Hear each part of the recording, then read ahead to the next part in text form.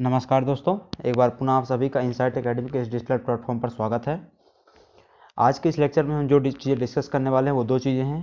पहला कि मध्य प्रदेश के विशेष आर्थिक क्षेत्र कौन कौन से हैं, एसईजेड कौन से हैं, क्या होता है एसईजेड। और दूसरा कि मध्य प्रदेश में जीआई संकेतक क्या क्या हैं। ठीक है, जियोग्राफिकल इंडिकेशन जो होता है वो किन किन चीज़ों को प्रदान किया गया है भारत सरकार के द्वारा मध्य प्रदेश में। ठीक है, सबसे पहले आते हैं आपके आज का टॉपिक। जो पहला टॉपिक रहेगा वो है एसईजेड, विशेष आर्थिक क्षेत्र क्या होता है। तो इसका छोटा सा कॉन्सेप्ट है। देखिए, सरकार क्या करती है, औद्योगिकरण को बढ़ावा देने के लिए कुछ औद्योगिक कुछ क्षेत्रों को क्या करती है, चिन्हित करती है। और उन चिन्हित क्षेत्रों को औद्योगिक क्षेत्र के रूप में सरकार क्या करती है, विकसित करने का प्रयास करती है। वो औद्योगिक क्षेत्रों में कुछ सुविधाएं प्रदान की जाती हैं। वो सुविधाएं किस प्रकार की होती हैं, उद्योगों को बढ़ावा देने के लिए उद्योगों के अनुकूल माहौल तैयार करने के संबंधी वो सुविधाएं होती हैं। ठीक है, और ऐसे क्षेत्रों को हम क्या बोलते हैं, एसईजेड बोलते हैं। ठीक है, ये जो सुविधाएं होती हैं जो प्रदान की जाती हैं ताकि औद्योगिकरण के अनुकूल माहौल बनाया जा सके, वो कैसी सुविधाएं होती हैं। तो वहाँ पे कुछ ऋण सुविधा दी जाएगी, सब्सिडी की सुविधा दी जाएगी, अवसंरचना विकास पहले से वहाँ पे उच्च स्तर का होगा। ठीक है, बिजली पानी आदि की सुविधाएं होगी, कौशल युक्त श्रम मिलेगा, सरकार के द्वारा उपलब्ध करवाया जाएगा।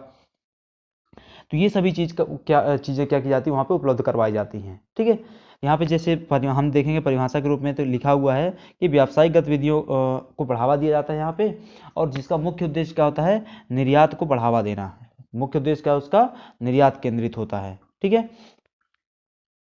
अब देखते हैं कि इसमें भारत में एसईजेड कैसा क्या है।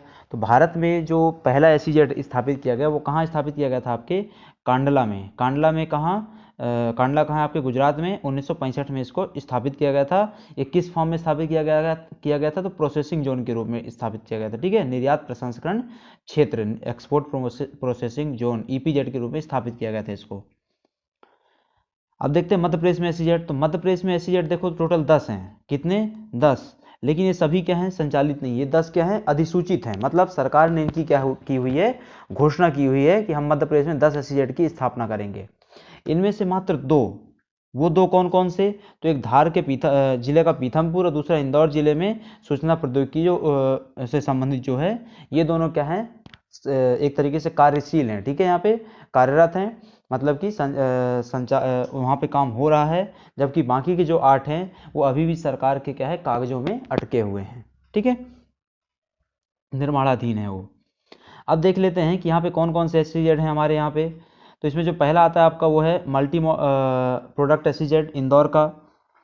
उसके अलावा क्या है आपका यहाँ पर, तो ये जो क्रिस्टल आपका मल्टी प्रोडक्ट एसईजेड है वो किस प्रकार का एसईजेड है आपका, तो एक तरीके से इसको देखा जाए तो ये ग्रीन फील्ड एसईजेड है। कैसा है आपका, प्रथम ग्रीन फील्ड एसईजेड है मध्य प्रदेश का। ठीक है, दूसरा क्रिस्टल आईटी पार्क, तो ये आपके इंदौर में है।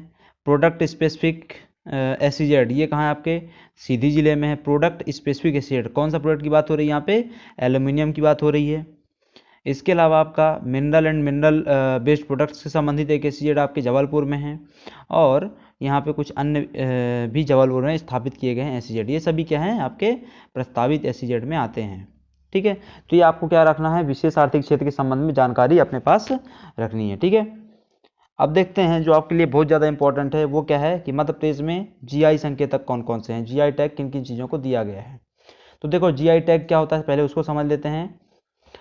तो जियोग्राफिकल नाम क्या होता है इसका, जियोग्राफिकल इंडिकेशन। ठीक है, अब क्या होता है देखो कि हमारा देश क्या है, बहुत ज़्यादा विविधतापूर्ण देश है। ठीक है, हमारे देश की विविधता ऐसी है कि यहाँ पर हर एक क्षेत्र की अपनी कुछ विशेष खासियत होती है, वहाँ पे कुछ विशेष चीज़ें होती हैं। उन चीज़ों को क्या करना है, संरक्षित करने की आवश्यकता है। संरक्षित करने की आवश्यकता क्यों है, ताकि वो एक तरीके से वहाँ पे प्रिजर्व की जा सकें। ठीक है, लंबे समय तक उनको अस्तित्व में बनाए रखा जा सके।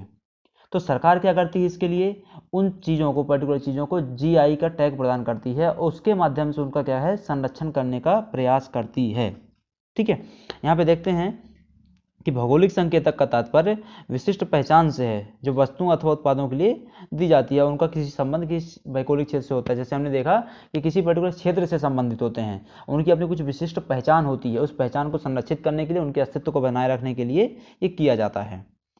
अब ये किसके तहत किया जाता है, तो ये WTO का ट्रिप्स जो समझौता है उसके तहत ये पूरी प्रक्रिया को नियंत्रित किया जाता है। ट्रिप्स मतलब क्या होता है, trade related aspects of intellectual property. ठीक है, क्या नाम होता है ट्रिप्स का?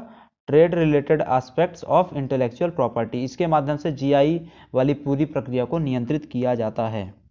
ठीक है, ये कैसे किया जा रहा है? तो ये अधिनियम के माध्यम से किया जा रहा है। वो अधिनियम कब आया था? भौगोलिक संकेतक पंजीकरण और सुरक्षा अधिनियम 1999 में। भौगोलिक संकेतक अधिनियम 1999 में आया था। कौन लेके आया था उसको आपका? तो वाणिज्य एवं उद्योग मंत्रालय। उस वाणिज्य उद्योग मंत्रालय के अंतर्गत एक विभाग है, वो कौन सा विभाग है आपका? DIPP, औद्योगिक नीति एवं संवर्धन विभाग, department of industrial policy and promotion. ठीक है, तो इस विभाग के द्वारा लाया गया था। अब मध्य प्रदेश में जीआई टैग कौन कौन से उनको देख लेते हैं। तो मध्य प्रदेश में जीआई टैग जो टोटल हैं वो आपके कितने? 7 हैं, जिसमें पहला क्या था आपका? धातु शिल्प। धातु शिल्प का जो जीआई टैग है वो किस से कहाँ से संबंधित है? आपके दतिया टीकमगढ़ वाले रीजन से संबंधित है।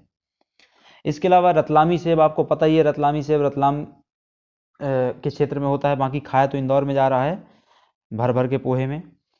अगला आता है आपका चमड़े के खिलौने। चमड़े के खिलौने कहाँ का जीआई टैग किसको दिया गया है? इंदौर को दिया गया है। इसके अलावा माहेश्वर की साड़ियाँ हैं वो खरगोन में आपके। चंदेरी की साड़ियाँ हैं आपके अशोकनगर में। बाघ प्रिंट आपका धार में, इसको हमने पहले भी डिस्कस किया हो इस चीज़ को।